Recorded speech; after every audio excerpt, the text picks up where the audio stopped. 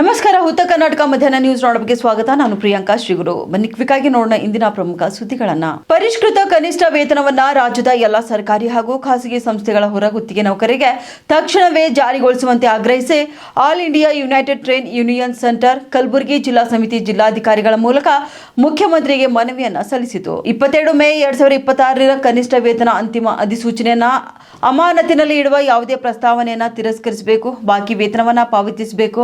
ಕನಿಷ್ಠ ವೇತನ ನೀಡದ ಗುತ್ತಿಗೆದಾರರ ವಿರುದ್ಧ ಕಠಿಣ ಕ್ರಮ ಕೈಗೊಳ್ಳಬೇಕು ಹಾಗೂ ಕಾರ್ಮಿಕರ ಹಿತಾಸಕ್ತಿಯನ್ನ ಸರ್ಕಾರ ರಕ್ಷಿಸಬೇಕು ಎಂದು ಸಂಘಟನೆ ಒತ್ತಾಯಿಸಿತು. ಈ ಸಂದರ್ಭದಲ್ಲಿ ಜಿಲ್ಲಾ ಅಧ್ಯಕ್ಷ ರಾಘವೇಂದ್ರ ಎಂಜಿ, ಜಿಲ್ಲಾ ಉಪಾಧ್ಯಕ್ಷ SM ಶರ್ಮಾ, ಜಿಲ್ಲಾ ಕಾರ್ಯದರ್ಶಿ VG ದೇಸಾಯಿ ಸೇರಿದಂತೆ ಸಂಘಟನೆಯ ಪದಾಧಿಕಾರಿಗಳು ಉಪಸ್ಥಿತರಿದ್ದರು. ಸ್ನೇಹಿತರೆ, ಇವತ್ತು AIUTUC ಕಾರ್ಮಿಕ ಸಂಘಟನೆಯಿಂದ ನಾವು ಒಂದು ಪ್ರತಿಭಟನೆಯನ್ನ ಮಾಡ್ತಾ ಇದ್ವಿ. ಏನಂದ್ರೆ, ಇವತ್ತು ಕರ್ನಾಟಕ ಸರ್ಕಾರ ಕಾರ್ಮಿಕರಿಗೆ ಕನಿಷ್ಠ ವೇತನ ಇವತ್ತು ಹೆಚ್ಚು ಮಾಡಿ ಜಾರಿಗೊಳಿಸಿದೆ. ಅದನ್ನು ಮತ್ತೆ ಇವತ್ತು ವಾಪಸ್ ತಗೊಳ್ತಾ ಇದ್ದಾರೆ. ಅದ್ರ ವಿರುದ್ಧ ನಾವು ಇವತ್ತು ಈ ಹೋರಾಟನ ಮಾಡ್ತಾ ಇದೀವಿ. ಸ್ನೇಹಿತರೆ, ಏನಂದ್ರೆ, ಇಲ್ಲಿ ತನಕ ಕನಿಷ್ಠ ವೇತನ 15-20 ವರ್ಷದಿಂದನೂ ಕೂಡ ಹೆಚ್ಚಿಗೆ ಮಾಡಿರಲಿಲ್ಲ. ಆಕ್ಚುಲಿ ಕಾನೂನು ಪ್ರಕಾರ, ಲೇಬರ್ ಲಾ ಪ್ರಕಾರ 5 ವರ್ಷಕ್ಕೊಂದ್ಸಲ ಕನಿಷ್ಠ ವೇತನ ಹೆಚ್ಚಿಗೆ ಮಾಡ್ಬೇಕಂತೇಳಿ ಕಾನೂನಿದೆ. ಆದ್ರೆ ಯಾವ ಸರ್ಕಾರ ಕೂಡ ಇಲ್ಲಿ ತನಕ ಹೆಚ್ಚಿಗೆ ಮಾಡಿರಲಿಲ್ಲ. ಲಾಸ್ಟ್ ಟೈಮ್ ಅದನ್ನ ಹೆಚ್ಚಿಗೆ ಮಾಡಿ ಆದೇಶನ ಮಾಡಿದ್ರು, ಮತ್ತೆ ಕೆಲವು ಇಲಾಖೆಗಳ ಆ ವೇತನ ಕೂಡ ಕೊಟ್ರು. ಆದ್ರೂ ಈಗ ಸರ್ಕಾರ ಅದನ್ನ ಇವತ್ತು ಮಾಲೀಕರ ಒತ್ತಾಯಕ್ಕೆ ಮಣಿದು ಬಿಟ್ಟು ಅದನ್ನು ವಾಪಸ್ ತಗೊಳ್ಳೋ ನೀತಿನ ಇವತ್ತು ಅನುಸರಿಸ್ತಾ ಇದ್ದಾರೆ. ಮಂತ್ರಿ ಮಂಡಲದಲ್ಲಿ ಅದನ್ನ ಪ್ರಸ್ತಾವನೆ ಮಾಡ್ತಾ ಇದೀವಿ, ರಿವ್ಯೂ ತಗೋತೀವಿ ಅಂತ ಹೇಳ್ತಾ ಇದ್ದಾರೆ. ಇದು ಕೂಡ ನಮ್ಮ ದೇಶದ ಕಾನೂನಿಗೆ ವಿರುದ್ಧವಾಗಿರ್ತಕ್ಕಂಥದ್ದು. ಒಂದು ಸಲ ನೋಟಿಫಿಕೇಶನ್, ಯಾವುದೇ ಒಂದು ಕಾನೂನು ಆಗಿರ್ಬೋದು, ಯಾವುದೇ ಒಂದು ವೇತನ ಆಗಿರ್ಬೋದು, ನೋಟಿಫಿಕೇಶನ್ ಆದ್ಮೇಲೆ ಅದು ಮತ್ತೆ ರಿವ್ಯೂ ಹೋಗಲ್ಲ. ಆದ್ರೆ ಇವತ್ತು ಏನಂತಾರೆ, ಇತಿಹಾಸದಲ್ಲೇ ಮೊದಲ ಬಾರಿಗೆ ಇವತ್ತು ಸರ್ಕಾರ ಇಂಥ ನೀತಿಯನ್ನ ಅನುಸರಿಸ್ತಾ ಇದೆ. ಇದು ಮಾಲೀಕರ ಒತ್ತಾಯಕ್ಕೆ ಮಣಿದು ಮಾಡ್ತಕ್ಕಂಥ ಕೆಲಸ. ಇದು ಕಾರ್ಮಿಕ ವಿರೋಧಿಯಾಗಿರೋ ನೀತಿಯನ್ನ ನಾವು ಇವತ್ತು AIUTUC ಕೇಂದ್ರ ಕಾರ್ಮಿಕ ಸಂಘಟನೆಯಿಂದ ಅತ್ಯಂತ ತೀವ್ರವಾಗಿ ವಿರೋಧ ಮಾಡ್ತೀವಿ. ಕಾರ್ಮಿಕರಿಗೆ ಸರ್ಕಾರನೇ ಅನ್ಯಾಯ ಮಾಡ್ತಾ ಇದೆ. ಇವತ್ತು ಕನಿಷ್ಠ ವೇತನ, ಅದು ಕೂಡ ಬಹಳ ಕನಿಷ್ಠ ಅಂದ್ರೆ ಬಹಳ ಕನಿಷ್ಠ ಇದೆ.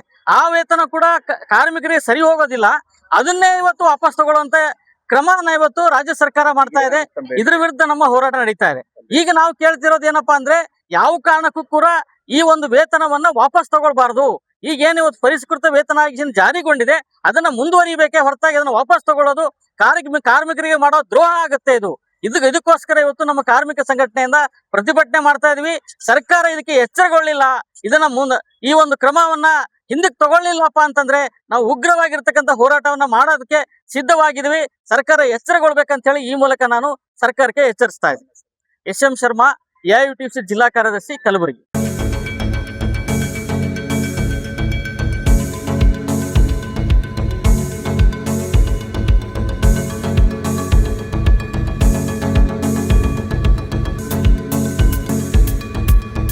ಗಣೇಶ ಹಬ್ಬದ ಹಿನ್ನೆಲೆಯಲ್ಲಿ ಗ್ರಾಮ ಪಂಚಾಯಿತಿ ವ್ಯಾಪ್ತಿಯಲ್ಲಿ ಪ್ಲಾಸ್ಟರ್ ಆಫ್ ಪ್ಯಾರಿಸ್ ಅಂದ್ರೆ POP ಗಣೇಶ್ ಮೂರ್ತಿಗಳ ಸ್ಥಾಪನೆ ಹಾಗೂ ವಿಸರ್ಜನೆಗೆ ಅವಕಾಶ ನೀಡದಂತೆ ಗ್ರಾಮೀಣಾಭಿವೃದ್ಧಿ ಮತ್ತು ಪಂಚಾಯತ್ ರಾಜ್ ಸಚಿವ ಈಶ್ವರ್ B ಖಂಡ್ರೆ ಕಟ್ಟುನಿಟ್ಟಿನ ಸೂಚನೆಯನ್ನ ನೀಡಿದ್ದಾರೆ.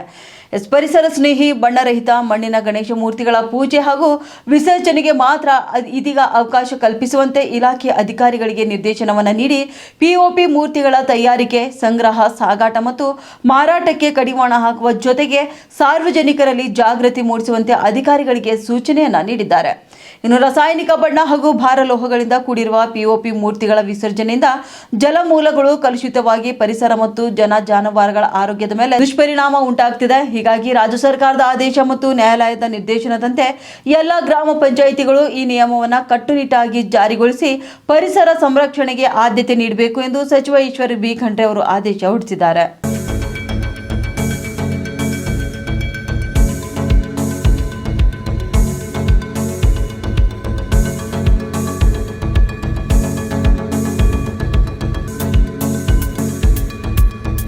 KPSC ಅಕ್ರಮ ಹಾಗೂ ಪೊಲೀಸ್ ಕಾನ್ಸ್ಟೇಬಲ್ ಪರೀಕ್ಷೆಯಲ್ಲಾದಂತಹ ಲೋಪವನ್ನು ಖಂಡಿಸಿ ಪ್ರತಿಭಟನೆಯನ್ನ ನಡೆಸಲಾಗುತ್ತಿದೆ. ರಾಜ್ಯ ಸರ್ಕಾರದ ವಿರುದ್ಧ ABVP ವತಿಯಿಂದ ಬೀದರ್ ನಗರದಲ್ಲಿ ಬೃಹತ್ ಪ್ರತಿಭಟನೆಯನ್ನ ನಡೆಸಿದ್ದಾರೆ. 6 ವಿವಿಧ ಬೇಡಿಕೆಗಳನ್ನ ಇಟ್ಕೊಂಡು ವಿದ್ಯಾರ್ಥಿ ಪರಿಷತ್ನಿಂದ ಹೋರಾಟವನ್ನ ನಡೆಸಲಾಗುತ್ತಿದೆ. ರಾಜ್ಯದ ಶಿಕ್ಷಣ ಸಚಿವ ಯಾರು ಅಂತ ಗೊತ್ತಿಲ್ಲ ಎಂದು ಧಿಕ್ಕಾರ ಕೂಗಿ ವಿದ್ಯಾರ್ಥಿಗಳು ಆಕ್ರೋಶವನ್ನ ವ್ಯಕ್ತಪಡಿಸ್ತಾ ಇದ್ದಾರೆ. KPSC ಹಗರಣದ ಬಗ್ಗೆ ತನಿಖೆ ನಡೆಸಬೇಕು, ಖಾಲಿ ಇರುವಂತಹ ಸರ್ಕಾರಿ ಹುದ್ದೆ ಭರ್ತಿ ಮಾಡಬೇಕು, ಕಾನ್ಸ್ಟೇಬಲ್ ಪರೀಕ್ಷೆಯಲ್ಲಾದಂತಹ ಲೋಪ ಸರಿಪಡಿಸಬೇಕು. ಇನ್ನು ವಿದ್ಯಾರ್ಥಿಗಳಿಗೆ ಬಸ್ ವ್ಯವಸ್ಥೆ ಕಲ್ಪಿಸುವಂತೆ ಒತ್ತಾಯ ಮಾಡಿದ್ದಾರೆ. ವಿದ್ಯಾರ್ಥಿಗಳ ಬೇಡಿಕೆ ಕೂಡಲೇ ಈಡೇರಿಸದಿದ್ರೆ ವಿಧಾನಸೌಧಕ್ಕೆ ಮುತ್ತಿಗೆ ಎಚ್ಚರಿಕೆಯನ್ನ ಹಾಕಿದ್ದಾರೆ.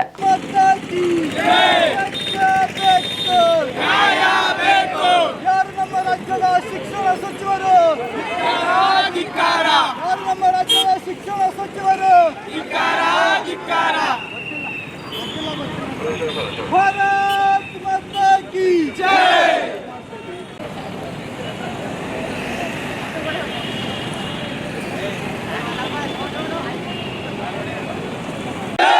ಭಾರತ್ ಮಾತಾ ಕಿ ಜೈ. ಬೇಕು ಯಾರು ನಮ್ಮ ರಾಜ್ಯದ ಶಿಕ್ಷಣ ಸಚಿವರು? ಯಾರು ನಮ್ಮ ರಾಜ್ಯದ ಶಿಕ್ಷಣ ಸಚಿವರು? ಭಾರತ್ ಮಾತಾ ಕಿ ಜೈ. ಜಿಂದಾಬಾದ್ ಬಲ ಜಿಂದಾಬಾದ್. ಜಿಂದಾಬಾದ್ ಬಲ ಜಿಂದಾಬಾದ್. ಬಲ ಭಾರತ್ ಮಾತಾ ಕಿ ಜೈ. ಬೇಕೇ ಬೇಕು ಬೇಕೇ ಬೇಕು. ಎಲ್ಲಿವರೆಗೆ ಹೋರಾಟ? ಎಲ್ಲಿವರೆಗೆ ಹೋರಾಟ? ನಮ್ಮ ರಾಜ್ಯದ ಶಿಕ್ಷಣ ಸಚಿವರು ಧಿಕ್ಕಾರ. ರಾಜ್ಯ ಸರ್ಕಾರಕ್ಕೆ ಧಿಕ್ಕಾರ.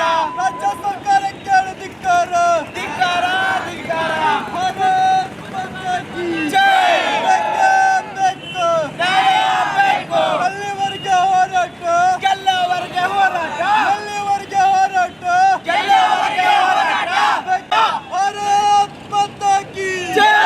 ಭಾರತ್ ಮಾತಾ ಕಿ ಜೈ. ಬೇಕೇ ಬೇಕು ಬೇಕೇ ಬೇಕು.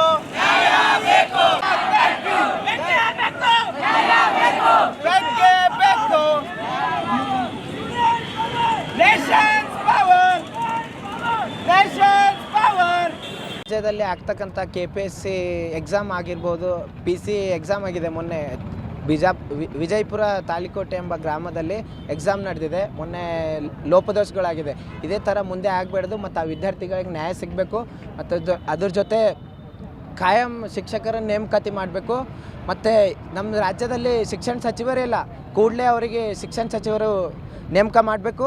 ಮತ್ತು ಅದ್ರ ಜೊತೆ ಈ KPSC ಏನು ಹಗರಣ ಆಗಿದೆ ಅದು CBIಗೆ ಕೂಡಬೇಕು. ಮತ್ತು ಅದ್ರ ಜೊತೆ ಮುಂದಿನ ದಿನಗಳಲ್ಲಿ ಇದು ಏನು 5 ನಮ್ಮ ಬೇಡಿಕೆಗಳಿದೆ ಅಖಿಲ ಭಾರತೀಯ ವಿದ್ಯಾರ್ಥಿ ಪರಿಷತ್ ಕಡೆಯಿಂದ ಆಗಲಿಲ್ಲ ಅಂದರೆ ಮುಂದಿನ ದಿನಗಳಲ್ಲಿ ಬೆಂಗಳೂರು ಫ್ರೀಡಮ್ ಪಾರ್ಕ್ನಲ್ಲಿ ಹೋರಾಟ ಮಾಡಿ ಮತ್ತು ವಿಧಾನಸೌಧಕ್ಕೆ ಮುತ್ತಿಗೆ ಹಾಕ್ತೇವೆ ಅಂತ ನಾವು ಸರ್ಕಾರಕ್ಕೆ ಒಂದು ಆಗ್ರಹ ಮಾಡ್ತೇವೆ. ಅಖಿಲ ಭಾರತೀಯ ವಿದ್ಯಾರ್ಥಿ ಪರಿಷತ್, ನಾಗರಾಜ್ ಸುಲ್ತಾನ್ಪುರೆ, ABVP ಜಿಲ್ಲಾ ಸಂಚಾಲಕ. ಇಂದು ಅಖಿಲ ಭಾರತೀಯ ವಿದ್ಯಾರ್ಥಿ ಪರಿಷತ್ ವತಿಯಿಂದ ರಾಜ್ಯಾದ್ಯಂತ ಒಂದು ಹೋರಾಟಕ್ಕೆ ಕರೆ ಕೊಟ್ಟಿದೆ. ಕಾರಣ ಇವತ್ತು ರಾಜ್ಯದಲ್ಲಿ KPSC ಹಗರಣವನ್ನು CBIಗೆ ವಹಿಸಬೇಕು ಮತ್ತು ಮೊನ್ನೆ ವಿಜಯಪುರದ ತ್ರಿಕೋಟದಲ್ಲಿ ನಡೆದಿರ್ತಕ್ಕಂಥ ಪೊಲೀಸ್ ಕಾನ್ಸ್ಟೇಬಲ್ ಪರೀಕ್ಷೆಯಲ್ಲಿ ನಡೆದಿರ್ತಕ್ಕಂಥ ಗೊಂದಲವನ್ನು ಸೂಕ್ತ ತನಿಖೆಯನ್ನು ನಡೆಸಿ ವಿದ್ಯಾರ್ಥಿಗಳಿಗೆ ಮರುಪರೀಕ್ಷೆಯನ್ನು ನಡೆಸಿ ವಿದ್ಯಾರ್ಥಿಗಳಿಗೆ ನ್ಯಾಯ ಕೊಡಿಸಬೇಕು ಅನ್ನುವಂಥ ಒಂದು ವಿದ್ಯಾರ್ಥಿ ಪರಿಷತ್ನ ಒಂದು ಆಗ್ರಹವಾಗಿದೆ. ಮತ್ತು ರಾಜ್ಯದಲ್ಲಿ ಇಲ್ಲಿವರೆಗೆ ಶಿಕ್ಷಣ ಸಚಿವರನ್ನೇ ನೇಮಕ ಮಾಡಿಲ್ಲ. ಹಾಗೆ ರಾಜ್ಯದಲ್ಲಿ ಸುಮಾರು 450 ಸರ್ಕಾರಿ ಕಾಲೇಜುಗಳು ಮತ್ತು ಶಾಲೆಗಳು ಮುಚ್ಚತಕ್ಕಂಥ ಪರಿಸ್ಥಿತಿಗೆ ಬಂದಿದೆ. ಕಾರಣ ಇವತ್ತು ರಾಜ್ಯದಲ್ಲಿ ಖಾಯಂ ಶಿಕ್ಷಕರನ್ನು ನೇಮಕ ಮಾಡ್ತಾ ಇಲ್ಲ. ಈ ರೀತಿಯಾದಂಥ 4 ವಿಷಯಗಳನ್ನು ಇಟ್ಕೊಂಡು ಇವತ್ತು ವಿದ್ಯಾರ್ಥಿ ಪರಿಷತ್ ಒಂದು ಉಗ್ರ ಹೋರಾಟಕ್ಕೆ ಕರೆ ಕೊಟ್ಟಿದೆ. ಇವತ್ತು ಬೀದರ್ ಅಖಿಲ ಭಾರತೀಯ ವಿದ್ಯಾರ್ಥಿ ಪರಿಷತ್ ಇವತ್ತು ಬೀದರ್ ಶಾಖೆ ವತಿಯಿಂದ ನಾವು ಒಂದು ತೀವ್ರ ಪ್ರತಿಭಟನೆಯನ್ನು ಮಾಡ್ತಾ ಇದ್ದೇವೆ.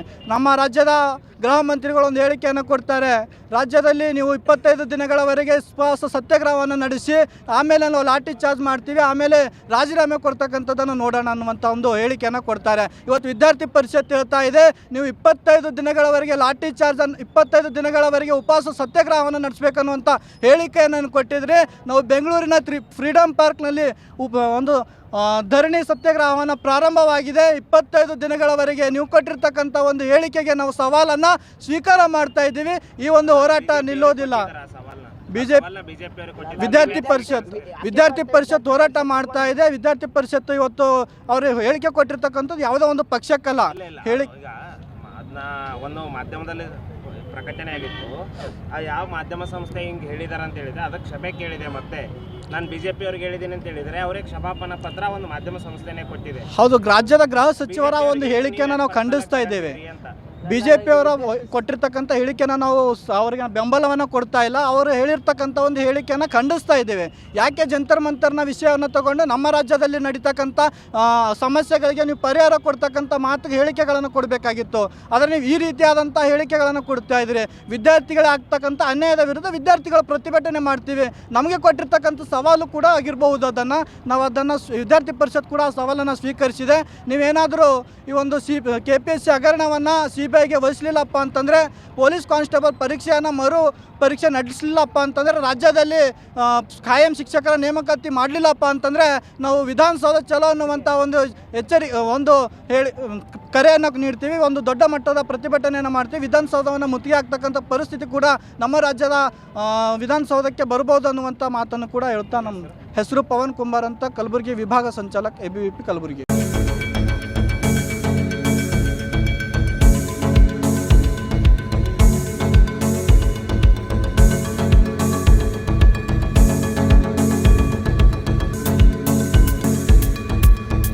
ಬೆಳೆ ವಿಮೆ ಮತ್ತು ಬೆಳೆ ಪರಿಹಾರ ವಿತರಣೆಯಲ್ಲಿ ತಾರತಮ್ಯ ಮಾಡಲಾಗಿದೆ ಎಂದು ಆರೋಪಿಸಿರುವ ನವಕರ್ನಾಟಕ ರೈತ ಸಂಘ ಒಂದು ವಾರದೊಳಗೆ ಎಲ್ಲ ಅರ್ಹ ರೈತರ ಖಾತೆಗೆ ವಿಮೆ ಹಣ ಜಮೆ ಮಾಡಬೇಕು ಎಂದು ಸರ್ಕಾರಕ್ಕೆ ಗಡುವನ್ನು ನೀಡಿದೆ.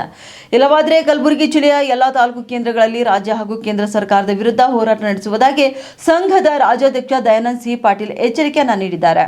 ಇನ್ನು ಬರಗಾಲದ ಸಂಕಷ್ಟದಲ್ಲಿರುವ ರೈತರಿಗೆ ನ್ಯಾಯ ಒದಗಿಸಬೇಕೆಂದು ಸಂಘ ಆಗ್ರಹಿಸಿದೆ. ಅದೇ ಆನಂದ್ ತಾಲೂಕಿನಲ್ಲಿ ಕೆಲವು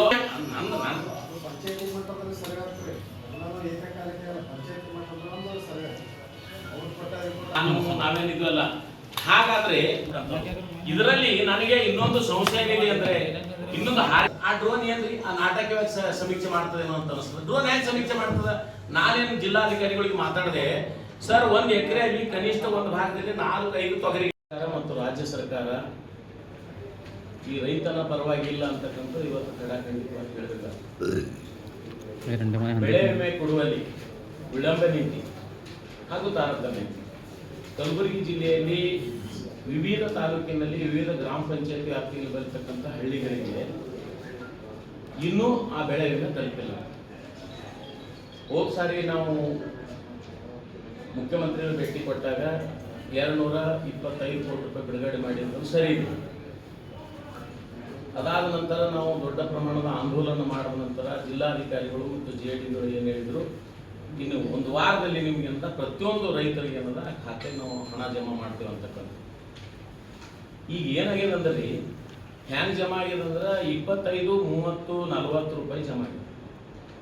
ಅಂದ್ರೆ ಭಿಕ್ಷದ ರೀತಿ ಸರ್ಕಾರ ನಮ್ಗೇನು ಭಿಕ್ಷೆ ಕೊಡ್ತದೆ ಅಂತಕ್ಕಂಥದ್ದು. ಇನ್ಶೂರೆನ್ಸ್ ಅಂದ್ರೆ ಏನು ಅಂತ ಗೊತ್ತಾಗಲಾರ್ದಂಥ ವ್ಯವಸ್ಥೆ ಈ ಸರ್ಕಾರಕ್ಕಾಗಿದೆ. ಹಾಗಾಗಬಾರ್ದನ್ನೋಸ್ಕರ ಸಾಕಷ್ಟು ಬಾರಿ ಆಂದೋಲನ ಮಾಡ್ತಾ ಇದ್ದೀವಿ ರೈತ ಮುಖಂಡರು. ನಾವೇ ಅಂತಲ್ಲ, ಎಲ್ಲ ರೈತ ಮುಖಂಡರು ಜಿಲ್ಲೆಯಲ್ಲಿ ಈ ವಿಮೆ ಪರಿಹಾರ ಹೋರಾಟ ಮಾಡ್ತಾ ಇದ್ದಾರೆ. ಯಾವೊಬ್ಬ ಶಾಸಕ ಈ ಕಲಬುರಗಿ ಜಿಲ್ಲೆಯ ವಿಧಾನಸಭೆ ಯಾವೊಬ್ಬ ಶಾಸಕರು ಕೂಡ ರೈತನ ಬಗ್ಗೆ ಒಂದು ಚೂರು ಚಕಾರಿ ಹತ್ತಿಲ್ಲ. ಅಂದ್ರೆ ಅವರಿಗೆ ರೈತನ ಬಗ್ಗೆ ಕಾಳಜಿ ಇಲ್ಲ ಅಂತಕ್ಕಂಥ. ಮತ್ತೆ ನೋಡಿದ್ರೆ ಎಲ್ಲಾ ಶಾಸಕರಿಗೆ 100, 200, 200 ಎಕರೆ ಜಮೀನಿದೆ. ಅವ್ರಿಗೆ ಯಾಕೆ ಕಾಳಜಿ ಇಲ್ಲ ಅಂದ್ರೆ ಆ ಜಮೀನಿನ ಬಗ್ಗೆ ಅವ್ರಿಗೆ ಏನಿಲ್ಲ, ಹೇಗಾದ್ರೂ ಮಾಡ್ತಾರೆ, ಹೇಗಾದ್ರೂ ಉಳ್ತಾರೆ ಅಂತಕ್ಕಂಥದ್ದು. ಆದ್ರೆ ಅವ್ರಿಗೆ ಸಂಪಾದನೆ ಮಾಡ್ತಕ್ಕಂಥ ವಿಷಯಗಳು ಬೇರೆ ಇರಬಹುದೇನಂತ ನಮಗೆ ಅನಿಸ್ತದೆ. ಹಾಗಾಗಿ ಈ ರೈತನ ಬಗ್ಗೆ ಯಾಕೆ ಕಾಳಜಿ ಇಲ್ಲ ಅಂತಕ್ಕಂಥದ್ದು. ಸನ್ಮಾನ್ಯ ಉಸ್ತುವಾರಿ ಮಂತ್ರಿಗಳಿಗೆ ಸಾಕಷ್ಟು ನಾವು ಮನವರಿಕೆ ಮಾಡಿಕೊಂಡ್ರು ಕೂಡ ಅವರು ಕೂಡ ಇವತ್ತಿನ ದಿವಸ ಒಂದು ದಿನ ಅದನ್ನು ಕೂಡ ರೈತರ ಬಗ್ಗೆ ಇದು ಡಾಟಾ, ನಾನು ವಿಮೆ ಕೊಟ್ಟಿದ್ದೀನಿ, ನಮ್ ದುಡ್ಡ್ರಿ ನೀವು ಕೊಟ್ಟದೇನು, ನಿಮಗ್ ಕೊಟ್ಟಿಲ್ಲಲ್ಲ, ನಮಗ್ ಕೊಡ್ತಾ ಇದ್ದೀವಿ. ನಾವು ಕಟ್ಟಿದ ದುಡ್ಡೇ ಸರಿಯಾದ ರೀತಿಯಲ್ಲಿ ನೀವು ಕೊಟ್ಟಿಲ್ಲಲ್ಲ, ಯಾಕೆ ತಾರತಮ್ಯ ಯಾಕೆ? ಒಂದು ಕಡೆ 60, 70, 80% ಆಗಿದೆ, ಒಂದ್ ಕಡೆ 30% ಆಗಿದೆ, ಒಂದ್ ಕಡೆ 15, 8, 9 ರೂಪಾಯಿ ಇನ್ಶೂರೆನ್ಸ್ ಕೊಡ್ತೀರಂದ್ರೆ ಯಾವ ತರ ಲೆಕ್ಕಾಚಾರ ಇದೆ ಅಂತಕ್ಕಂಥ ಪ್ರಶ್ನೆ ನಮಗೆ.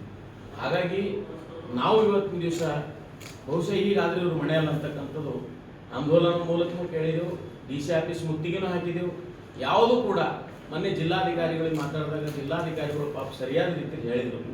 ಬಹುಶಃ ನಮ್ಮ ಅಧಿಕಾರಿಗಳಲ್ಲಿ ಡಾಟಾ ಸರಿ ಸಿಕ್ಕಿಲ್ಲ ಏನೋ, ಅದು ನಮಗೆ ಸರಿಯಾದ ವ್ಯವಸ್ಥೆಯಲ್ಲಿ ಇದು ಆಗಿಲ್ಲ. ಅದನ್ನೇ ಏನಂತ 10-15 ದಿವಸಗಳು ಸೇರಿದನ್ನು ಏನೇನು ಮಾಡಬೇಕು ಅಂತ ನೋಡಿಕೊಂಡು ಬರ್ತಕ್ಕಂಥ ದುಡ್ಡು ಏನಂತ ಇನ್ನೂ ರೈತರಿಗೆ ನಾವು ಕೊಡ್ತೇವೆ ಅಂತಕ್ಕಂಥದ್ದು ಹೇಳಿದ್ರು. ಪಾಪ ಬಹುಶಃ ನನಗನ್ನಿಸಿದ ಮಟ್ಟಿಗೆ ಆ ಡಾಟಾ ಸರಿಯಾದ ರೀತಿಯಲ್ಲಿ ಅವ್ರಿಗೆ ಸಿಕ್ಕಿಲ್ಲ, ಆ ಇನ್ಶೂರೆನ್ಸ್ ಬರೋದಿಲ್ಲ. ಇದನ್ನ ಬರೋದಿಲ್ಲ ಅಂದ್ರೆ ಶಾಸಕರದ್ದು ಜವಾಬ್ದಾರಿ ಇರಲ್ಲ ಅಂತಕ್ಕಂಥದ್ದು. ನಾನು ವಿಶೇಷವಾಗಿ MY ಪಾಟೀಲ್ರು ಮತ್ತು BR ಪಾಟೀಲ್ರು ನಾನು ಹೇಳೋಕೆ ಪ್ರಯತ್ನ ಮಾಡ್ತೇನೆ. ನೀವು ಹಿರಿಯ ರೈತ ಮುಖಂಡರು, ಹಿರಿಯ ಆಸ್ತಿವಂತರು ಮತ್ತು ಹಿರಿಯ ಶಾಸಕರಾಗಿದ್ರಿ. ನಿಮಗೆ ಈ ರೈತರ ಬಗ್ಗೆ ಕಾಳಜಿ ಇಲ್ಲ ಏನೋ ಅಂತಕ್ಕಂಥದ್ದು ನಾನು ಅನಿಸ್ತೇನೆ. ನಿಮ್ಗೆ ಯಾಕೆ ರೈತರ ಬಗ್ಗೆ ಕಾಳಜಿ ಇಲ್ಲ? ನೀವು ಅಂಥದ್ದೇನು ರಾಜಕೀಯ ಮಾಡಬೇಕಲ್ಲ ಇರ್ತೀರಿ. ನಿಮ್ಮ ಇನ್ಸ್ಟಿಟ್ಯೂಟು ಬೇರೆ ಬೇರೆ ವಿಚಾರ, ಬೇರೆ ಬೇರೆ ಭಾಗಗಳಲ್ಲಿ ಏನೇನೋ ಬಿಸ್ನೆಸ್ಗಳು ಮಾಡ್ಕೊತ ಹೋಗ್ತೀರಿ ಅನ್ನೋ ಅಂತಕ್ಕಂಥದ್ದು. ಮತ್ತೆ ಹೇಳುವಾಗ ದೊಡ್ಡ ದೊಡ್ಡ ಮಾತು ಹೇಳ್ತೀರಿ, ರೈತನ ಬಗ್ಗೆ ಇದೀವಿ, ರೈತನ ಏನೇ ಬಂದ್ರು ನಾವಿರ್ತೇವೆ. ನೀವು ಎಲ್ಲಿದ್ದೀರಿ ಸರ್? ಹೋದ ಮಾರ್ಚಿಂದ ಇಲ್ಲಿವರೆಗೂ ನಾವು ಹೋರಾಟ ಮಾಡ್ತಾ ಇದ್ದೀವಿ. ತಾವೆಲ್ಲಿದ್ದೀರಿ ಇವತ್ತಿನ ದಿವಸ? ಯಾವ ಶಾಸಕರು ಇಲ್ಲ. ಒಂದೇ ದಿನ ಜಿಲ್ಲಾಧಿಕಾರಿಗಳಿಗೆ ರೈತರ ಬಗ್ಗೆ ಚರ್ಚೆ ಮಾಡಿದ್ದೇವೆ. ನೀವು ಪತ್ರಕರ್ತರು ಸುಮಾರು ದಿವಸ, 2 ವರ್ಷಗಳ ಕಾಲ ನಮ್ಮ ಜೊತೆಗಿದ್ದೀರಿ, ನಿಮ್ಮ ಜೊತೆಗೆ ನಾವಿದ್ದೆವು. ಒಬ್ಬ ಕೂಡ ಶಾಸಕ ಒಂದು ಚೂರು ಚಕಾರ ಎತ್ತಲಿರ್ತಕ್ಕಂಥ ಇಂಥವ್ರು ಶಾಸಕರು ಬೇಕು ನಮಗೆ. 70-80% ನಾವು ಓಟ್ ಹಾಕಿದೆವು. ಇವತ್ತು ನಮ್ಮ ಬಗ್ಗೆ ಓಟಿನ ಬಗ್ಗೆನೂ ಕಾಳಜಿ ಇಲ್ಲ. ಭಿಕ್ಷೆ ಕೊಡ್ತಾ ಇದ್ರಲ್ರಿ, 25, 30, 40 ರೂಪಾಯಿ ಯಾರು ಕೊಡ್ತಾರೆ ಹೇಳ್ರಿ? ಯಾರಿಗೆ ಕೊಡುತ್ತೀರಿ ದುಡ್ಡು? ನಾವು ಕಟ್ಟಿರ್ತಕ್ಕಂಥ ದುಡ್ಡದ. ನಮ್ಗೇನು ಪರಿಹಾರ ಅಂತ ಕೊಡ್ಲಿಲ್ಲ, ಸಾಲ ಮನ್ನಾ ಅಂತೂ ಮಾಡಲಿಲ್ಲ. ಉಡಾಪೆ ಮಾತು ಹೇಳ್ಕೊತ ಹೋಗ್ತೀರಿ, ಉಡಾಪೆ ಮಾತು ಹೇಳ್ಕೊತ ಹೋಗ್ತೀರಿ. ನನಗೆ ಮಂತ್ರಿ ಬೇಕು, ನಿನಗೆ ಮಂತ್ರಿ ಬೇಕು. ಅರೇ, ನೀವು ಶಾಸಕರಿದ್ರಿ ಈ ತರ ಕೆಲಸ ಮಾಡಲ್ಲ. ಮಂತ್ರಿ ಆದ್ರೆ ನೀವೇ ಕೆಲಸ ಮಾಡ್ತೀರಿ? ನಿಮ್ಗೆ ಯಾಕೆ ಬೇಕು ಮಂತ್ರಿ? ಹಾಗಾಗಿ ನಮ್ಮ ವಿಚಾರ ಹೆಂಗದಂದ್ರೆ, ಒಂದು ವೇಳೆ 1 ವಾರ ಈ ಗಡುವಿದೆ ಸರ್ಕಾರಕ್ಕೆ. 1 ವಾರದಾಗ ಈ ತಾರತಮ್ಯ ಇದು 35 ರೂಪಾಯಿ, 40 ರೂಪಾಯಿ ಮತ್ತು 70%, 80% ಆಗಿರೋದು ಎಲ್ಲವನ್ನು ಸರಿಪಡಿಸಿ ಜಿಲ್ಲಾಧಿಕಾರಿಗೆ ವಿಶೇಷವಾಗಿ ಮನವಿ ನಾನು ಮಾಡ್ತಾ ಇದ್ದೇನೆ. ನೀವು ಅಧಿಕಾರಿಗಳು ಯಾವ ತರ ಕರೆಸ್ತಿರೋ ಏನು ಮಾಡ್ತಿರೋ ಗೊತ್ತಿಲ್ಲ. 1 ದಿನ 2 ದಿನ ಸಮಯ ತಗೋರಿ. ರೈತರ ಸಲಹೆ ತಗೊಂಡಿದ್ದು ಸರಿಯಾದ ರೀತಿಯಲ್ಲಿ ಸಂಚಿತವಾಗಿ ಇದಕ್ಕೆ ಅನ್ನೋದ ವಿಚಾರ ಮಾಡ್ಕೊಂಡಿದ್ದೆ ಅನ್ನೋದ ನಮಗೆ ಸರ್ಕಾರದಿಂದ ಸಿಗತಕ್ಕಂಥದ್ದಲ್ಲ. ನಮ್ಮ ಇನ್ಶೂರೆನ್ಸ್ ನೀವು ಸರಿಯಾದ ರೀತಿಯಲ್ಲಿ ಕೊಡ್ತೀರಿ. ಒಂದು ವೇಳೆ ಕೊಡ್ಲಿಲ್ಲ 1 ವಾರದಲ್ಲಿ ಅಂದ್ರೆ ನಾವು ಇಡೀ ಕಲಬುರಗಿ ಜಿಲ್ಲೆಯ ಆಯಾ ತಾಲೂಕಿನ ನಗರ ಪ್ರದೇಶ ಏನಿರ್ತದೆ ಅಲ್ಲಿ ದೊಡ್ಡ ಪ್ರಮಾಣ ಪ್ರತಿಯೊಂದು ತಾಲೂಕಿನಲ್ಲಿ ಒಂದೊಂದು ಇದನ್ನ ನಾವೆಲ್ಲ ರೈತರು ಸೇರಿ ಆಂದೋಲನ ಮಾಡ್ತಕ್ಕಂಥದ್ದು ಮತ್ತು ರೈತರಿಗೆ ಜಾಗೃತಿಗೊಳಿಸಬೇಕು ಅಂತಕ್ಕಂಥ ವಿಚಾರ ಕೂಡ ಸಮಿತಿಯ ಚರ್ಚೆ ಆಗಿದೆ.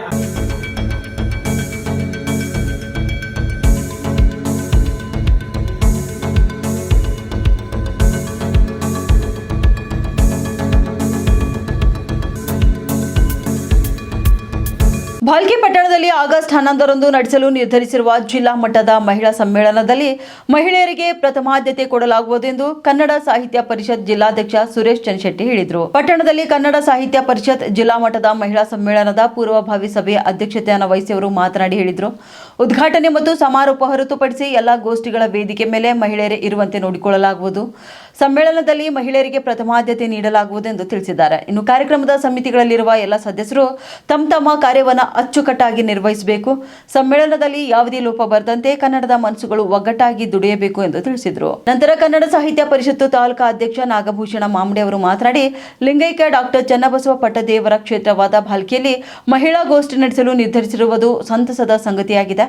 ಚನ್ನಬಸವ ಪಟ್ಟದೇವರು ಎಲ್ಲದರಲ್ಲಿಯೂ ಕೂಡ ಮಹಿಳೆಯರಿಗೆ ಸಮಾನ ಅವಕಾಶ ಕಲ್ಪಿಸಿಕೊಟ್ಟಿದ್ರು. ಈ ಭಾಗದ ಮಹಿಳೆಯರು ಶೈಕ್ಷಣಿಕವಾಗಿ ಮುಂದುವರಿಯುವಂತ ನಿಟ್ಟಿನಲ್ಲಿ ಇಲ್ಲಿಯ ಮಹಿಳೆಯರು ಶಿಕ್ಷಣ ರಂಗದಲ್ಲಿ ಉತ್ತಮ ಸಾಧನೆ ಮಾಡಲು ಅನುವು ಮಾಡಿಕೊಟ್ಟಿದ್ರು ಎಂದು ಸ್ಮರಿಸಿದರು. ಇನ್ನು ಕನ್ನಡ ಸಾಹಿತ್ಯ ಪರಿಷತ್ ಜಿಲ್ಲಾ ಖಜಾಂಚಿ ಶಿವಶಂಕರ್ ಟೋಕ್ರೆ ಅವರು ಮಾತನಾಡಿ, ಆಗಸ್ಟ್ 11ರಂದು ಭಾಲ್ಕಿಯಲ್ಲಿ ನಡೆಯುವ ಜಿಲ್ಲಾ ಮಟ್ಟದ ಮಹಿಳಾ ನಂತರ ಕನ್ನಡ ಸಾಹಿತ್ಯ ಪಂಚಾಯತ್ ಜಿಲ್ಲಾ ಖಜಾಂಚಿ ಶಿವಶಂಕರ್ ಟೋಕ್ರೆ ಅವರು ಮಾತನಾಡಿ, ಆಗಸ್ಟ್ 11ರಂದು ಭಾಲ್ಕಿಯಲ್ಲಿ ನಡೆಯುವಂತಹ ಜಿಲ್ಲಾ ಮಟ್ಟದ ಮಹಿಳಾ ಸಾಹಿತ್ಯ ಸಮ್ಮೇಳನ ಯಶಸ್ವಿಯಾಗಿ ನಡೆಸಲು ಎಲ್ಲರ ಸಹಕಾರ ಅಗತ್ಯವಾಗಿದೆ. ಹೀಗಾಗಿ ಬೆಳಗ್ಗೆ ಧ್ವಜಾರೋಹಣದೊಂದಿಗೆ ಪ್ರಾರಂಭವಾಗುವ ಸಮ್ಮೇಳನದ ಎಲ್ಲಾ ಕಾರ್ಯಕ್ರಮಗಳು ಅಚ್ಚುಕಟ್ಟಾಗಿ ನಿರ್ವಹಿಸಿಕೊಂಡು ಹೋಗುವ ನಿಟ್ಟಿನಲ್ಲಿ ಕನ್ನಡ ಸಾಹಿತ್ಯ ಪರಿಷತ್ ಪದಾಧಿಕಾರಿಗಳು ಶ್ರಮ ವಹಿಸಬೇಕು ಎಂದು ಸಲಹೆಯನ್ನ ನೀಡಿದರು. ಇನ್ನು ಕನ್ನಡ ಸಾಹಿತ್ಯ ಪರಿಷತ್ ತಾಲೂಕು ಕಾರ್ಯದರ್ಶಿಗಳಾದ ರಮೇಶ್ ಚಿದ್ರಿ ಮತ್ತು ಹನುಮಂತ್ ಕಾರಮುಗೆ ಕೂಡ ಮಾತನಾಡಿದರು. ಈ ಸಂದರ್ಭದಲ್ಲಿ ಸೋಮನಾಥಪ್ಪ ಅಷ್ಟೂರೆ, ರೇಖಾಬಾಯಿ ಅಷ್ಟೂರೆ, ಚಂದ್ರಕಲಾ ಡಿಗ್ಗೆ, ಸುನೀತಾ ಮಮ್ಮ ಕೂಡ ಉಪಸ್ಥಿತರಿದ್ದರು. ಅನೇಕ ವರ್ಷಗಳ ಕಾಲ ಶಿಕ್ಷಣ ಇಲಾಖೆಯಲ್ಲಿ ಉಪನ್ಯಾಸಕರಾಗಿ, ಪ್ರಾಂಶುಪಾಲರಾಗಿ ಕೆಲಸ ಮಾಡಿದ್ದಾರೆ. ಎಲ್ಲರಿಗೂ ಬೇಕಾದವರಿದ್ದಾರೆ. ಸರಳ ಸಜ್ಜನಿಕೆಗೆ ಹೆಸರಾಗಿರ್ತಕ್ಕಂಥ ಆರ್ ಪಾಟೀಲ್ ಅವರನ್ನ ಅಂದ್ರೆ ಈ ಜಿಲ್ಲಾ ಮಹಿಳಾ ಸಮ್ಮೇಳನ ಅಧ್ಯಕ್ಷರಾಗಿ ಆಯ್ಕೆ ಮಾಡಿದ್ದೀವಿ ಅಂತ ತಿಳ್ಕೊಂಡು ಮಾನ್ಯ ಸುರೇಶ್ ಚನ್ಶೆಟ್ಟಿ ಅವರನ್ನು ಪತ್ರಿಕಾ ಪ್ರಕಟಣೆ ಆರ್ ಪಾಟೀಲ್ ಅವರನ್ನ ನಮ್ಮವರು, ನಮ್ಮ ಸಹೋದರಿ ಅಂತ ಭಾವಿಸ್ತೀವಿ. ಅವರಿಗೆ ಒಂದು ಸನ್ಮಾನ ಸಿಗ್ತದೆ ಅಂತ ನಮಗೆ ಖುಷಿ ಆಗ್ತದೆ. ಆ ಖುಷಿ ಆಗಿರೋದ್ರಿಂದ ಬಹಳಷ್ಟು ಜನ ಏನಂತಂದ್ರೆ ಶುಭಾಶಯಗಳ ಸುರಿಮಳೆಯನ್ನ ಕರೆದ್ರು. ನಾವು ಕೂಡ ಏನಪ್ಪ ಅಂತಂದ್ರೆ ಕನ್ನಡ ಸಾಹಿತ್ಯ ಪರಿಷತ್ತಿನ ತಾಲೂಕು ಘಟಕದ ವತಿಯಿಂದ ಅವರ ಸ್ವನಿವಾಸಕ್ಕೆ ಹೋಗಿ ಅವ್ರಿಗೆ ಏನಪ್ಪ ಅಂದ್ರೆ ನಾವು ಅಭಿನಂದನೆಗಳನ್ನ ಸಲ್ಲಿಸಿದ್ವಿ. ಈಗ ದಿನಾಂಕ ಯಾವತ್ತು ಮಾಡೋದು ಅಂತೇಳಿ ಬಹಳಷ್ಟು ಜನ ಬಂದರೆ ಚರ್ಚೆ ಮಾಡಿದಾಗ ಈ ಒಂದು ಕಾರ್ಯಕ್ರಮ ಮಾನ್ಯ ಸಚಿವರ ಸ್ವಕ್ಷೇತ್ರದಲ್ಲಿ ನಡೆದು ಈಶ್ವರ ಖಂಡ್ರೆ ಸಾಹೇಬರು ಏನಪ್ಪ ಅಂದ್ರೆ ಉಸ್ತುವಾರಿ ಮಂತ್ರಿಗಳಿದ್ದಾರೆ, ನಮ್ಮ ಏನಪ್ಪ ಜನಪ್ರಿಯ ಸಚಿವರಿದ್ದಾರೆ. ಅವ್ರು ಯಾವಾಗ ದಿನಾಂಕ ಕೊಡ್ತಾರೆ ಅವತ್ತು ಮಾಡೋಣ ಅನ್ನುವಂಥ ನಿರ್ಣಯಕ್ಕೆ ಬಂದ ಮೇಲೆ ಮೊನ್ನೆ ತಾನೇ ಏನಪ್ಪ ಅಂತಂದ್ರೆ ಮಾನ್ಯ ಸಚಿವರ ಜೊತೆಗೆ ನಮ್ಮ ಜಿಲ್ಲಾಧ್ಯಕ್ಷರು ಚರ್ಚೆ ಮಾಡಿದ್ದಾರೆ. ಆ ಚರ್ಚೆ ಮಾಡಿದ ಒಂದು ಫಲಶ್ರುತಿನ ಏನಪ್ಪ ಅಂತಂದ್ರೆ ಅವ್ರು ಹೇಳಿದ್ರು 10ನೇ ತಾರೀಕು ಮಾಡಿ ಅಥವಾ 11ನೇ ತಾರೀಕು ಮಾಡಿ ಅಂತ ಹೇಳಿದ್ರು. 11ನೇ ತಾರೀಕು ಮಂಗಳವಾರ ದಿವಸ ಏನಪ್ಪ ಅಂತಂದ್ರೆ ಈ ಒಂದು ಸಮ್ಮೇಳನ ಅದ್ದೂರಿಯಾಗಿ ಮಾಡೋಣ ಅನ್ನುವಂಥ ನಿರ್ಣಯಕ್ಕೆ ಬಂದ್ರು. ಅವರೇ ಏನಪ್ಪ ಅಂದ್ರೆ ಒಂದು ಪತ್ರಿಕಾ ಪ್ರಕಟಣೆ ಹೊರಡಿಸಿ ಆಗಸ್ಟ್ 11ನೇ ತಾರೀಕಿನ ದಿವಸ ಏನಪ್ಪ ಇಲ್ಲಿ ಒಂದು ಮಹಿಳಾ ಸಮ್ಮೇಳನವನ್ನು ಮಾಡೋಣ ಅನ್ನುವಂಥ ಒಂದು ಏನಂತಂದ್ರೆ ನಿರ್ಧಾರ ತೆಗೆದುಕೊಳ್ಳಲಾಗಿದೆ. ಸರಿ, ನಮಗೇನಪ್ಪ ಅಂತಂದ್ರೆ ಪಾಲಿಕೆ ತಾಲೂಕಿನ ಕನ್ನಡ ಸಾಹಿತ್ಯ ಪರಿಷತ್ತಿನ ಘಟಕದವರಿಗಾಗ್ಲಿ ನಮ್ಮ ಪಾಲಿಕೆಯಲ್ಲಿ ಇರ್ತಕ್ಕಂಥ ಎಲ್ಲ ಕನ್ನಡದ ಮನಸ್ಸುಗಳಿಗಾಗಲಿ ಅಂತಂದ್ರೆ ಸಂತೋಷದ ವಿಷಯ. ಈ ಒಂದು ಕಾರ್ಯಕ್ರಮ ಬಹಳ ಅದ್ದೂರಿಯಾಗಿ ಮಾಡೋಣ. ಹೆಣ್ಣು ಮಕ್ಕಳಿಗಾಗಿ ಗೌರವ ಕೊಟ್ಟು ಸಮ್ಮೇಳನ ಮಾಡ್ತೇವೆ. ಈಗಾಗಲೇ ಬಹುಶಃ 2 ಸಮ್ಮೇಳನ ಮಾಡಿ ಬಹುಶಃ ಇದು 3ನೇ ಸಮ್ಮೇಳನ ಕಾಲಿಡ್ತಾ ಇದ್ದೀವಿ. ಹಂಗೆ ಕಾಲೇಜು ಮಹಿಳಾ ಸಮ್ಮೇಳನ ಪಾಲಿಕೆಯಲ್ಲಿ ಆಗ್ಬೇಕಂತಕ್ಕಂಥ ನಿರ್ಣಯವನ್ನ ನಾವು ಮಾಡಿ ಕೆಲಸ ಎಲ್ಲ ನಾವು ಮಾಡ್ತೀವಿ. ಅನೇಕ ವೇದಿಕೆಗಳನ್ನ ಮಾಡಿವೆ, ನೂರಾರಿಲ್ಲ ಸಾವಿರಾರು ವೇದಿಕೆಗಳಲ್ಲಿ ನಾವು ಗಂಡಸ ಮಕ್ಕಳಿಗೆ ಇಲ್ಲ ಅಂತಿಲ್ಲ. ಅದಲ್ಲ, ಒಂದು ಮನವಿಯನ್ನು ಮಾಡ್ತಾ ಇದ್ದೇನೆ, ಎಲ್ಲರೂ ಪುರುಷರಾಗಿ ಕೆಲಸವನ್ನ ಮಾಡೋಣ. ವೇದಿಕೆಯನ್ನ 90% ವೇದಿಕೆಯನ್ನ ಮಹಿಳೆಗೆ ಕೊಡ್ಬೇಕಂತಕ್ಕಂಥ ನಾನು ಅವರ ಏನು ಅಭಿಪ್ರಾಯಕ್ಕೆ ಮನ್ನಣೆ. ಸಂಸ್ಕೃತಿಯ ಸಂವರ್ಧನೆ ನೋಡಿಕೊಂಡಿರುವ ಸಂಸ್ಥೆ ಕನ್ನಡ ಸಾಹಿತ್ಯ ಪರಿಷತ್ತು. ಕನ್ನಡ ಸಾಹಿತ್ಯ ಪರಿಷತ್ತನ್ನ ಎಲ್ಲರನ್ನ ಒಳಗೊಳ್ಳಬೇಕು ಅನ್ನೋ ಉದ್ದೇಶದಿಂದ ಆಗಾಗ ಹಿಂದೆ ದಾಸ ಸಮ್ಮೇಳನ ಮಾಡಿರ್ಬೋದು, ಇನ್ನೇನು 8ನೇ ತಾರೀಕಿಗೆ ಒಂದು ಶೈಕ್ಷಣಿಕ ಸಮ್ಮೇಳನ ಮಾಡುವ ಮೂಲಕ ಎಲ್ಲ ಶಿಕ್ಷಕರನ್ನ ಒಗ್ಗೂಡಿಸುವಂಥ ಕೆಲಸಕ್ಕೆ ಮುಂದಾಗಿರ್ಬೋದು. ಅದೇ ರೀತಿಯಾಗಿ ಇವತ್ತು ಮಹಿಳೆಯರು ಯಾರು ಸಾಮಾನ್ಯರಿಲ್ಲ, ಹೀಗಾಗಿ ಮಹಿಳೆ ಎಲ್ಲ ಕ್ಷೇತ್ರದಲ್ಲೂ ಸಹ ನಾವು ಇವತ್ತು ನೋಡ್ತಾ ಇದ್ದೇವೆ. ಆರಂಭ ಮಾಡಿದ್ದೆ ಇದು ಮಹಿಳಾ ಸಾಹಿತ್ಯ ಸಮ್ಮೇಳನ. ಹಾಗಾಗಿ ಇದು ಬೀದರ್ ಜಿಲ್ಲೆದಾಗ ಏನು ಸಮ್ಮೇಳನ ಇಲ್ಲ, ಇವರೇ ಫಸ್ಟ್ ಟೈಮ್ ಮಾಡಂತ ಏನಿಲ್ಲ. ಹಿಂದೆ 2 ಸಮ್ಮೇಳನ ಆದರೂ ನನ್ನ ಅವಧಿಯಲ್ಲಿ ಇದು ಪ್ರಥಮ ಸಮ್ಮೇಳನ ಅಂತಾನೆ ನಾನು ಭಾವಿಸ್ತೇನೆ. ಅದಕ್ಕೆ ಆ ಸಂದರ್ಭದಲ್ಲಿ ನಾನೆಲ್ಲ ಮಹಿಳೆಯರಲ್ಲಿ ಮತ್ತು ಅಣ್ಣರಲ್ಲಿ ಮನವಿ ಮಾಡ್ಕೊಳ್ತೀನಿ. ಬಹಳ ಸಲ ವಿಶೇಷವಾಗೆಲ್ಲ ಅವರೇ ಕಾರಣ ಅಂತ ಬಹಳ ಸಲ ಹೇಳ್ಕೊಂಡು ಬರ್ತೀವಿ ನಾವೆಲ್ಲ, ಅದು ಸತ್ಯನೂ ಹೌದು. ಇಷ್ಟೆಲ್ಲ ನಾವು ಕೆಲಸ ಮಾಡ್ತೀವಿ, ಕಾರಣ ಮಾಡ್ತೀವಿ, ಅವರೆಲ್ಲ ನಾವು ಪ್ರೋತ್ಸಾಹ ಮಾಡ್ತಾ ಮಾಡ್ತೀವಿ. ಇದೊಂದು ಸಲ ನಾವೆಲ್ಲ ಕೂಡ ಅವ್ರಿಗೆ ಪ್ರೋತ್ಸಾಹ ಮಾಡ್ಬೇಕಾಗಿದೆ. ಯಾಕಂದ್ರೆ ಇದು ಮಹಿಳಾ ಸಮ್ಮೇಳನ ಇರುವ ಸಲುವಾಗಿ ಉದ್ಘಾಟನೆ ಮತ್ತು ಸಮಾರೋಪ ಎರಡು ಬಿಟ್ರೆ ಎಲ್ಲ ಗೋಷ್ಠಿಯಲ್ಲಿ, ಎಲ್ಲ ಕವಿಗೋಷ್ಠಿ, ಎಲ್ಲ ಉಪನ್ಯಾಸ ಎಲ್ಲ ಮಹಿಳೆಯರಿಗೆ ಮಾತ್ರ ಸೀಮಿತ ಆಗಿದೆ. ಸುಮ್ಮನೆ ನಾವು ಮಹಿಳಾ ಸಮ್ಮೇಳನ ಹೇಳಿ ಮತ್ತೆ ಅಲ್ಲೇ ನಾವೇ ಜಾಸ್ತಿ ಕಾಣಬಾರ್ದು ಅನ್ನೋ ಉದ್ದೇಶ ನಮ್ದಾಗಿದೆ. ಅದಕ್ಕೆ ಸಮಿತಿಗಳಲ್ಲಿ ನಮ್ಮ ಮಕ್ಕಳು ಏನೇನು ಕೆಲಸ ಮಾಡ್ತಾರೆ ಸಪೋರ್ಟಿವ್ ನಾವೆಲ್ಲ ಮಾಡ್ಬೇಕಾಗಿದೆ. ಹೀಗಾಗಿ ಈ ಜಿಲ್ಲಾ ಕನ್ನಡ ಸಾಹಿತ್ಯ ಪರಿಷತ್ತು ನಾವೆಲ್ಲ ಬರೀ ನೆಪ ಮಾತ್ರನೇ ನೀವೆಲ್ಲ ಕುಡ್ಕೊಂಡು ಮಾಡ್ಬೇಕಾಗಿದೆ.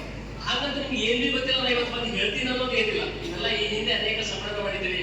ಇಲ್ಲಿ ಭಾಲ್ಕಿ, ಯಾಕಂದ್ರೆ ಈ ಭಾಲ್ಕಿ ಚನ್ನಬಸವ ಪಟ್ಟದೇವರ ಒಂದು ಆಶಯದಲ್ಲಿ ಇರುವಂತ ನಮ್ಗೆಲ್ಲರಿಗೂ ಈ ಪ್ರೋಗ್ರಾಮ್ ನಮಗೆ ಅನ್ಸೋದಲ್ಲ. ಇದು ಎಷ್ಟೋ ಪಾದಯಾತ್ರೆ ಮಾಡಿದ್ವಿ, ಎಷ್ಟೋ ರ್ಯಾಲಿ ಆಗೋಗ್ಯವ, ಇವೆಲ್ಲ ಮಾಡಿದಿರ್ತದೆ. ಇದು ಎಲ್ಲಕ್ಕಿಂತ ವಿಷಯ ಸ್ವಲ್ಪ ಇಲ್ಲಿ ಶಿಸ್ತನ್ನು ನಾವೆಲ್ಲ ಮಾಡುತ್ತೆ. ನಾವು 8:30 ಗಂಟೆಗೆ ಈ ಸಮ್ಮೇಳನ ಅಧ್ಯಕ್ಷರ ಮೆರವಣಿಗೆ ಆರಂಭ ಮಾಡ್ತೀವಿ. ಅಷ್ಟೊತ್ತಿಗೆ ಈ ಸಲ ನಾವು ಎಷ್ಟು ಮಟ್ಟಿಗೆ ಈ ಕಲಾತಂಡಗಳು ಏನು ಬಂದಿರ್ತಲ್ಲ ಅವೆಲ್ಲ ಮಹಿಳಾ ಕಲಾತಂಡಗಳಿಗೆ ಸೇರಿಸಬೇಕು ಅನ್ನೋಂಥ ಉದ್ದೇಶ ನಮ್ದಾಗಿದೆ. ಒಂದೇ ದಿನದಲ್ಲಿ ಇವೆಲ್ಲ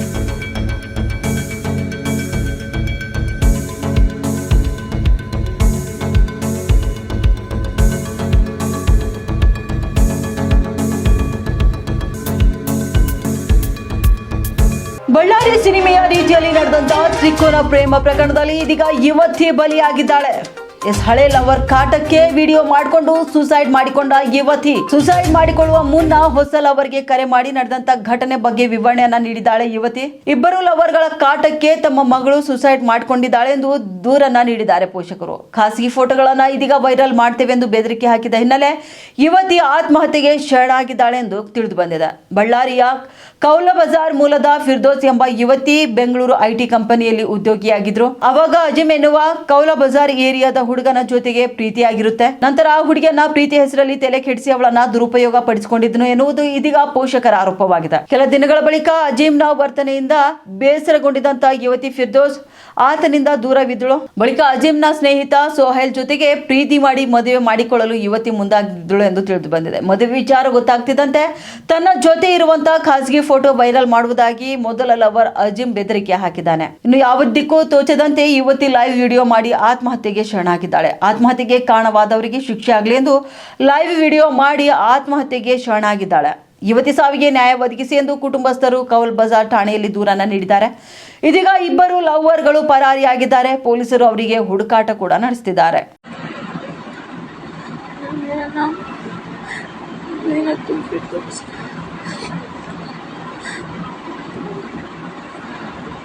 मेरे पर अज़ीम बॉन्ड पर अज़ीम मोहम्मद अज़ीम बहुत ही ज़्यादा हमारे मेरी बदनामी कर मैंने इसे बर्दाश्त कर मेरी मौत क्यों बताओगे?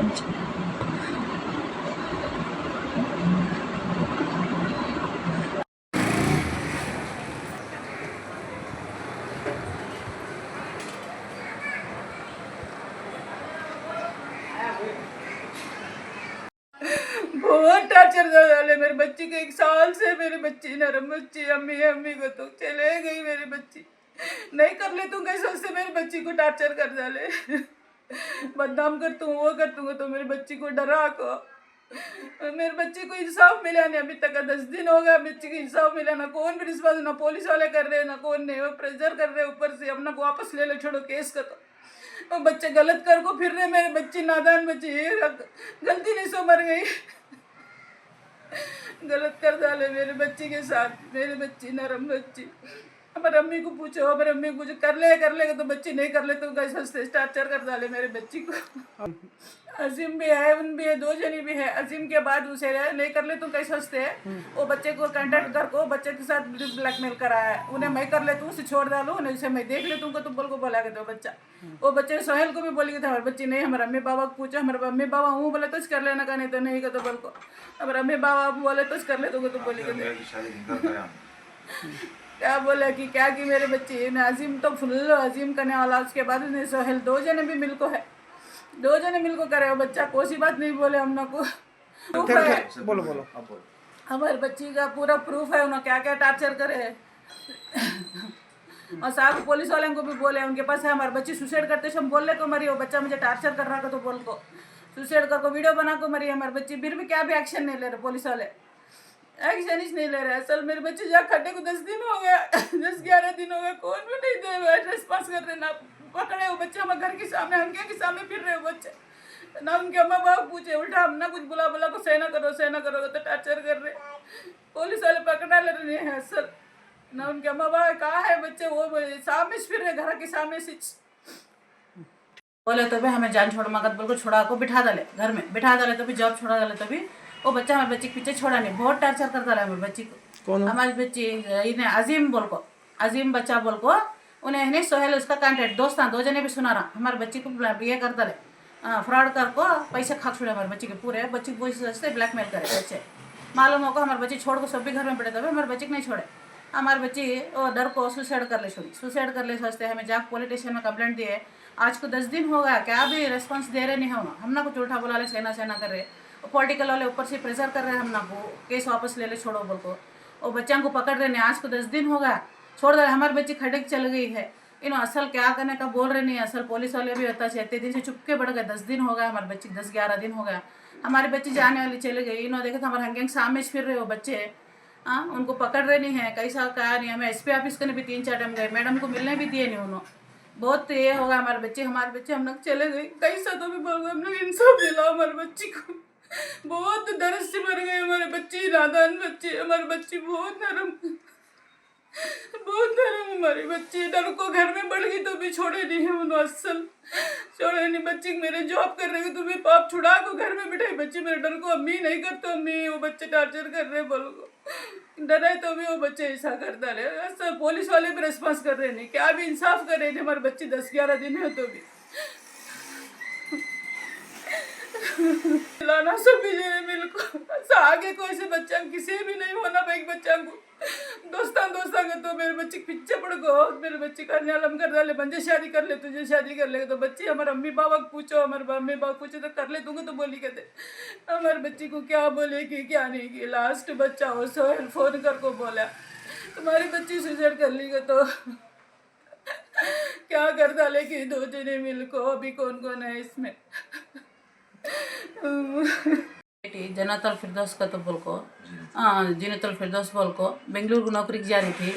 उनके क्लासमेट अजीम बोल को बच्चा दोस्ती हो को गवर्नमेंट ये नौकरी करने को तो मालूम हो को पीछे जाको बच्ची को गोल्ड लोन का तो भन ले को पैसे भरने के बाद मालूम हो को बच्चे का दुकान नहीं है तो बच्चे वापस पूछी सस्ते बच्ची को ब्लैकमेल करा है शादी कर ले तो हमारे बच्ची नहीं कर ले तुमको तो बोले सस्ते पीछे पड़ गया था जितना मालूम हो को हमें घर को वापस बुला ले छोड़े थे तो भी फिर हमारे बच्ची को छोड़ा नहीं हमने पीछे हमारे बच्ची बोली नहीं हमारे सामने बहुत टार्चर कर डाला हमारे बच्ची का अंदर ही नरम हो गया हमारे बच्ची फिर दोस्तों के साथ तो फ़ोन नहीं उठा रही को तो दोस्तों के साथ कांटेक्ट करे और क्या बोला कि वो बच्चा सोहेल करने वाला बच्चा फ़ोन कर को तू उसे नहीं कर ली मुझे कर ले मैं इसे मेंटेन करता हूँ बच्चे को मैं डराता हूँ तो बोल के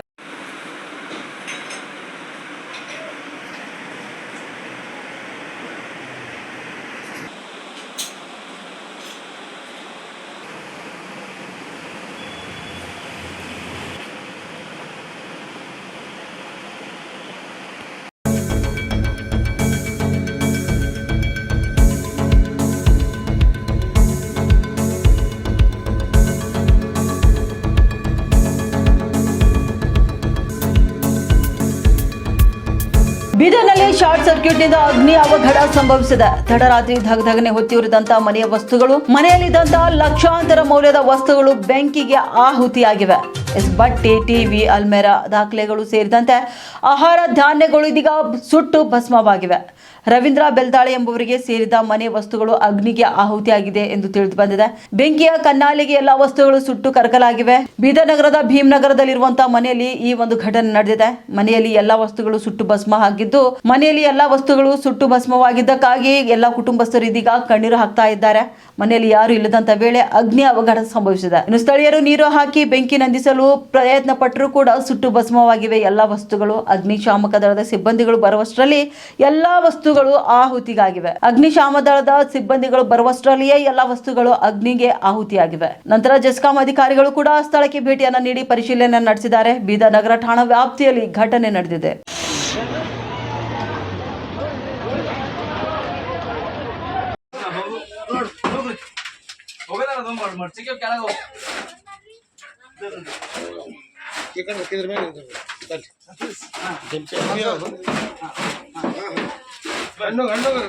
ತಗೊಂಡು ಕೇಳಿಬೇಡ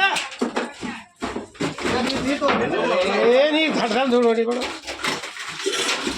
ಹಣ್ಣು ಹಣ್ಣು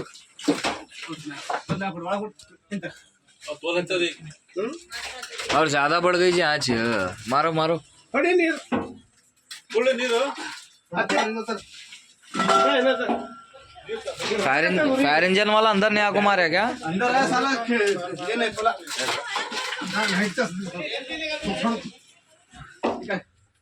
नहीं तो इधर ही जरा नहीं तो रे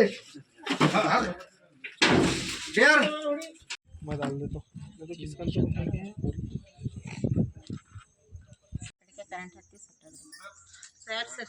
ये जो आंच लगी आपके घर में कैसा लगी करंट शॉर्ट सर्किट हो गया तो घर में कोई भी नहीं थे जब शॉर्ट सर्किट हुआ नहीं थे जी घर में कोई भी नहीं थे लाख करके जो चले गए हम आने तक जो है पूरा शॉर्ट सर्किट से वो पलंग को लग के बोर्ड गिर के पलंग को लग के शॉर्ट सर्किट से जो है पूरे जल के जो है राख हो गए पूरे कुछ भी नहीं बचे समझो कुछ भी नहीं है घर में आपके कुछ भी बचे से नहीं घर में कुछ भी नहीं है बचे से कुछ भी नहीं। अच्छा हाँ डॉक्यूमेंट से लेके पैसे लेके सोना चांदी सब हर कुछ पूरा जब कुछ भी नहीं बचे देखो अब अंदर आके आज आके दे सकते अब वीडियो कर सकते हम अंदर आके तो अब ये जब आंच लगी तो फायर ब्रिगेड वाले कितनी जल्दी में आ गए इधर वो हमारे भाई साहब ने जाके जो है सोशल एस्टो मंदिर ने 5 मिनट में जाकर आए 5 मिनट में इन्होंने लोगों ने जाके जो है वो उनको बुला लेके लाया समझो। अभी आपको क्या में हमारे जो बिदर के एमएलए साहब हैं उनसे क्या बेनिफिट चाहिए आपको अभी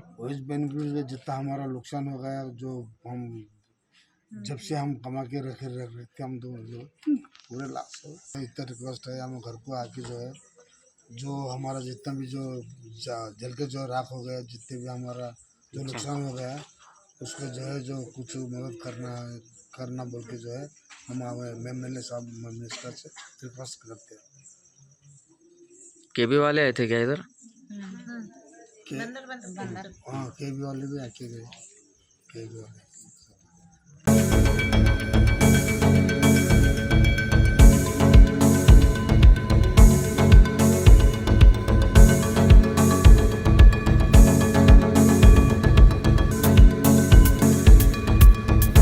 ಇನ್ನು ಕಲಬುರಗಿಯಲ್ಲಿ ಮುಸುಕುಧಾರಿಗಳ ಅಟ್ಟಹಾಸ, ಮಾರಕಾಸ್ತ್ರಗಳಿಂದ ಹಿಡಿದು ಸಿಒಕೆ ಆವರಣದಲ್ಲಿ ಓಡಾಟ, ಸಿಸಿಟಿವಿಯಲ್ಲಿ ದೃಶ್ಯ ಸೆರೆಯಾಗಿದೆ. ವಸತಿ ಗೃಹಗಳ ಬಾಗಿಲು ಮುರಿದು ನುಗ್ಗಿದ ದುಷ್ಕರ್ಮಿಗಳು ಕ್ಯಾಮೆರಾಗಳಿಗೂ ಕೂಡ ಹಾನಿ ಮಾಡಿದ್ದಾರೆ. ಕಲಬುರಗಿ ಜಿಲ್ಲೆಯ ಆಳಂದ್ ತಾಲೂಕಿನ ಕಡಗಂಚಿಯಲ್ಲಿರುವಂತಹ ಕೇಂದ್ರೀಯ ವಿಶ್ವವಿದ್ಯಾಲಯ ಅಂದ್ರೆ ಸಿಯುಕೆ ಆವರಣದಲ್ಲಿ ಮಧ್ಯರಾತ್ರಿ ಆತಂಕದ ಘಟನೆ ಒಂದು ನಡೆದಿದೆ.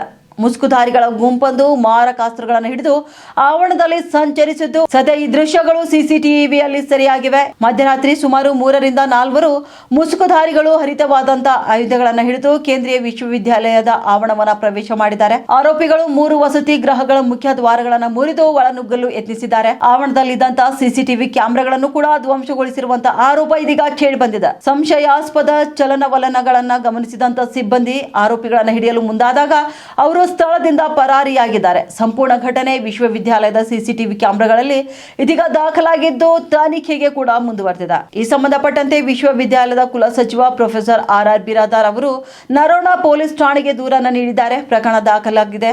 ಸಿಸಿಟಿವಿ ದೃಶ್ಯಗಳ ಆಧಾರದ ಮೇಲೆ ಪೊಲೀಸರು ಆರೋಪಿಗಳ ಪತ್ತೆಗೆ ಇದೀಗ ಕಾರ್ಯಾಚರಣೆಯನ್ನು ಆರಂಭಿಸಿದ್ದಾರೆ.